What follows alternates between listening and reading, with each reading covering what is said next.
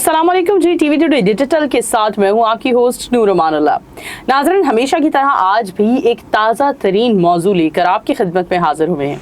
नाज़रीन, social media पर पूरी दुनिया में गर्दिश कर रहा है एक मसला, और वो मसला ऐसा मसला है जो दिन ब दिन पूरी दुनिया को अपने घेरे में लेता चला जा रहा है। इससे हमें बचना किस तरह से है, सबसे पहले मसले पर बात करते हैं। नाज़रीन, कोरोना वायरस के बाद एक और वायरस है जिसने जन्म लिया है और अब पूरी दुनिया में हमें उसके मरीज देखने को मिल रहे हैं। आज हम बात करेंगे मॉन्की पॉक्स के बारे में। मॉन्की पॉक्स किस तरह से फैल रहा है, इसकी सिम्टम्स क्या हैं, इसके अलावा हम इसको किस तरह से मैनेज कर सकते हैं, इसके इलाज को किस तरह से मेंटेन कर सकते हैं, इसकी एहतियाती तदाबीर क्या हैं, क्योंकि एहतियात का बार बार ऐलान किया जाता है। जब कोरोना वायरस आया तब भी हमने देखा एहतियात की बार बार एक हाईलाइट्स होती थी कि हर जगह आपको SOPs का ख्याल करना है। बात करेंगे कि मॉन्की पॉक्स के आखिर SOPs क्या हो सकते हैं, हम कौन कौन सी एहतियाती तदाबीर अपना सकते हैं जिससे हम इस बीमारी से, इस वायरस से बच सकते हैं। और इस वायरस का शिकार होने के बाद कहा जा रहा है कि सीधा इंसान मौत की जानिब भी बढ़ता है। और ये भी हम डॉक्टर साहब से जानेंगे कि क्या इस वायरस का शिकार होने के बाद इंसान बच भी सकता है। तो इसी हवाले से हमारे साथ मौजूद हैं डॉक्टर इजहार खान साहब, जो कि डॉक्टर ऑफ मेडिसिन हैं। इसी हवाले से हम डॉक्टर साहब से बात करेंगे और जानेंगे कि हम किस तरह से मॉन्की पॉक्स से बच सकते हैं। Thank you so much doctor साहब, आपने हमारे लिए वक्त निकाला। सबसे पहले डॉक्टर साहब, मॉन्की पॉक्स की हिस्ट्री के बारे में क्या बताएंगे? जी, थैंक यू वेरी मच नूर अमानुल्लाह, आपने इनवाइट किया इस हवाले से। ये बहुत ही अपराइजिंग किस्म का इशू है जो कि आई थिंक लोगों को फियर फील हो रहा है, और लेकिन इसको कंपेयर भी कर रहे हैं कोविड के साथ। सबसे पहले तो मैं ये कंपैरिजन थोड़ा सा देना चाहूँगा, और ये थोड़ी सी खुशी की बात भी है कि ये कोविड की तरह का नहीं है। कोविड में जो होता था वो हवा के साथ फैलता है और फिजा में फैलता था, वो बहुत ही डेंजरस था, जिसकी वजह से बहुत रैपिड किस्म का उसके रिएक्शंस हो रहे थे। लेकिन ये जो मंकी पॉक्स है ये इस तरह से नहीं है कि फजा में आ गए और उससे सबको, किसी को भी लग सकता है। ये प्रॉपर जो है, अगर किसी को, हम इंशाल्लाह इसकी अलामात भी बताते हैं, लेकिन ये एक इंसान से दूसरे इंसान में ट्रांसफर हो सकता है।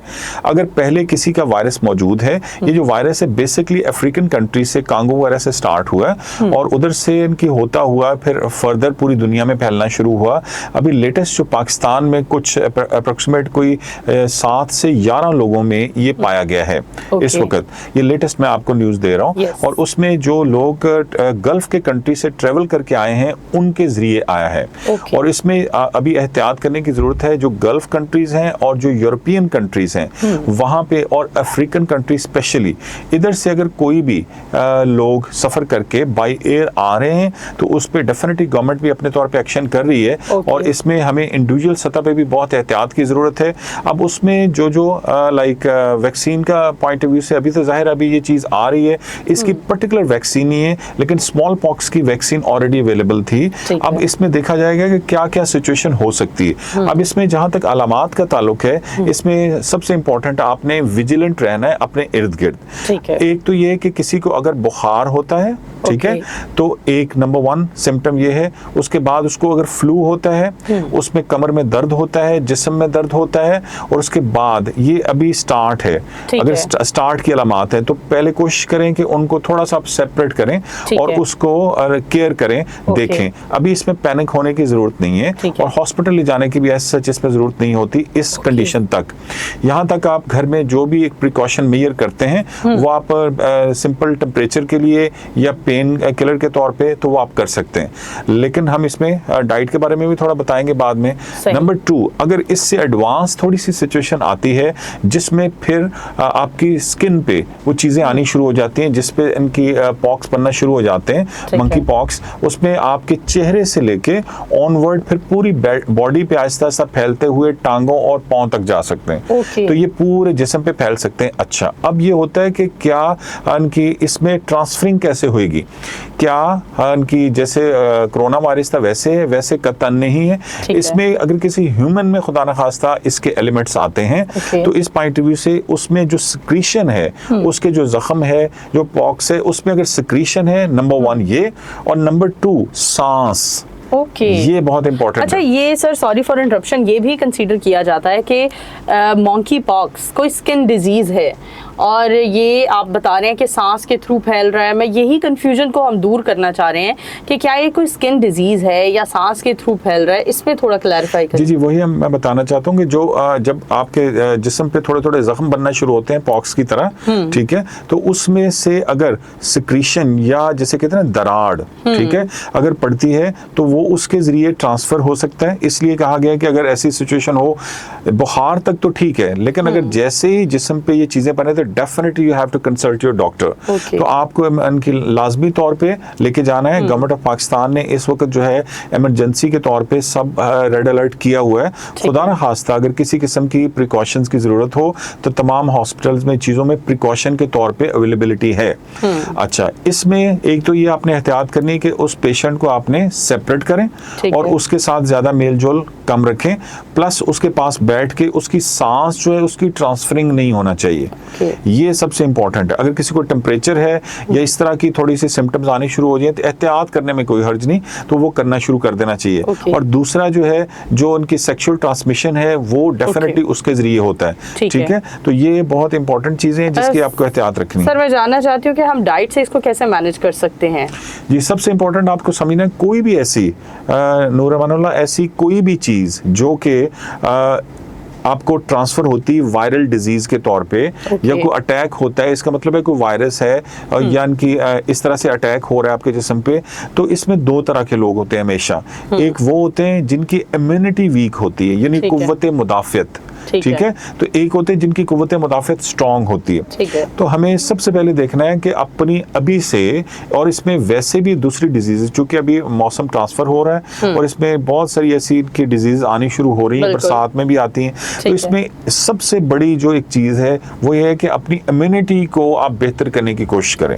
अब इम्यूनिटी को कैसे बेहतर करें? सबसे पहले होता है कि कम से कम आप फिजिकल एक्सर्शन थोड़ी बहुत रखें, ठीक है। अपने आप को फिजिकली एक्टिव रखें। ये नहीं कि बिल्कुल कमरे में बैठे रहे, एसी चल रहा है और उसके बाद आपने बाहर नहीं निकलना, खाना वहीं पे बेड पे खाया और वैसे ही बैठ गए और सो गए, तो इससे आपकी इम्यूनिटी डाउन हो जाएगी। सबसे पहली अच्छी बात यह है कि डेफिनेटली नमाज पढ़ें और उसके बाद आप उनकी थोड़ा सा चलें फिरें, अपनी जिस्म को हरकत दें। और तीसरी जो बात है, अब ठंडा पानी इन दिनों में खुदा के लिए इस्तेमाल करना बंद कर दें। अभी ये ठंडा पानी का बिल्कुल मौसम नहीं है और बहुत अच्छा मिट्टी के कूलर मिल रहे हैं। घड़े अगर यूज नहीं कर सकते, मिट्टी के कूलर इस्तेमाल करें, तो उसमें बड़ा अच्छा मुनासिब पानी रहता है, एक चीज। दूसरा, आप जो कहवे हैं डिफरेंट जो हमारे किचन से आ सकते हैं, जिसमें इनकी सौंफ, दालचीनी, इलायची, ठीक है, और खास तौर पे अदरक का कहवा, ठीक है। अदरक का जो कहवा है वो बहुत अच्छी चीज है। और इसी तरह से यखनी जो है ये बहुत इंपॉर्टेंट है इम्यूनिटी बूस्टअप के लिए। मैं बिल्कुल कहना चाहूंगा कि जो यखनी है वो आप लाजमी तौर पे, चाहे बीफ की यखनी हो, मटन की हो, देसी चिकन की हो,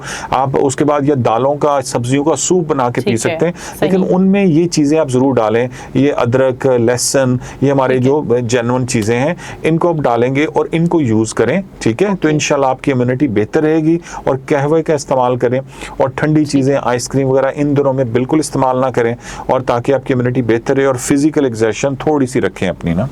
सर लोग बहुत ज्यादा परेशान हैं, आप बता सकते हैं एहतियात के लिए लोग कौन सी दवा इस्तेमाल कर सकते हैं? जी राइट, इसमें नूर इस तरह है कि जैसे मैं समझता हूँ कि जो होम्योपैथी है, this is one of the best like method जिसके जरिए आप अपनी इम्यूनिटी को एनहांस कर सकते हैं, क्योंकि इसके साइड इफेक्ट्स नहीं है। अभी मेरी बात हो रही थी, हमारे ग्रुप ऑफ डॉक्टर्स हैं जो कि हम डिस्कस करते रहते हैं, तो डॉक्टर कमर तबस्सुम साहब काफ़ी रिसर्च लाइक स्कॉलर हैं होम्योपैथी में, तो उनसे बात हो रही थी।